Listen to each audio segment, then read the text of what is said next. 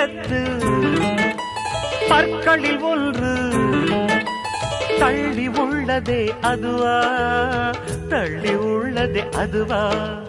சங்கு கழுத்தை பாசி மணிகள்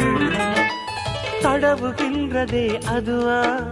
தடவுகின்றதே அதுவா, ஒவ்வொரு வாக்கியம் முடியும் போதும் புன்னகை செய்வாய் அதுவா, அதுவா, அதுவா,